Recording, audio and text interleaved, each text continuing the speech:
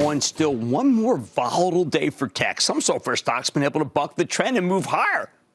Look at Ping Identity, the cybersecurity play that handles identity and access management. Stock roared 8% today in response to a terrific quarter. Most of the tech stocks have been going down in good quarters. Of course, Ping had already sold off hard earlier in the year. It was a $37 stock when it peaked in February. It pulled back to $23 yesterday, in part because the last quarter was widely panned. Since then, it hasn't been able to get much traction because the market's turned against that whole enterprise software space, as I said at the top. But last night, Ping reported a solid top and bottom line beat, accelerating recurring revenue growth. Even better, management raised its full-year forecast and gave you a nice outlook for the next quarter. They're saying some very positive things about the new cloud-based product portfolio, too. That's why the stock could bounce today. But can it keep climbing in a market that can be so hostile to tech on a day-to-day basis? Well, let's check in with Andre Duran. He's the founder and CEO of Ping Identity. Get a better read on the quarter and the company's prospects. Mr. Duran, welcome back to Mad Money. Jim, it's great to be here. Thank you. Okay, so, Andre, you make very clear that there are certain metrics that you should be graded by, and you blew out that metric. You blew out the annual recurring revenue, which is what we want, because there's so much less volatility. How did you do it? Well, Jim, the clouds are lifting a little bit on enterprise budgets and projects. And so as companies get more optimistic about the future and a little bit more stable, we're seeing a resurgence of interest in identity. And of course, COVID accelerated a whole slew of things that were already in the works. The shift to work from home really put a spotlight on identity. And so, yes, you are right. Annual recurring revenue is the key metric of growth for Ping. We're really pleased with the results of the quarter. And we're seeing a good interest now building in the pipeline as companies come back and want to take on larger projects. Including a gigantic retailer, we don't get their name, but we know it's really important, who decided they were working with you and Microsoft. They decided they only needed Ping. How come they can choose a Ping over the king?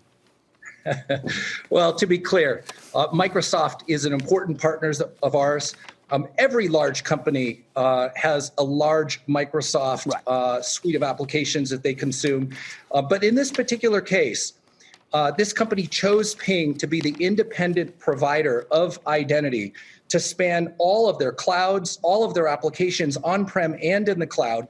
And look, that's what we're really good at. We're really good at these large enterprises providing employees, the workforce, a single point of entry, eliminating passwords, and then making sure that they can gain secure access to everything and do so across multiple clouds. Many large companies realize that they will consume services from multiple clouds. Having that identity control plane independent of those clouds gives them future agility and choice. Okay, now we're at the enterprise level, but about 3 months ago, my wife said, you know what, we're going to replace the TV in the living room with a Vizio. She got a giant Vizio. She hung it herself. She's pretty handy.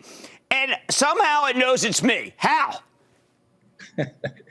Well, so look, identity sits underneath personalization of all of our gadgets, all of our devices, our TVs, and it is being identity is being viewed as the control point, or really kind of the linchpin to bring services together from the point of view of the end user. So all of us just want a single identity, log into that identity, then gain access to all the content, services, games, other things that we want to order online. And really, the Vizio TV is like a gigantic computer screen sitting in the middle of our living room.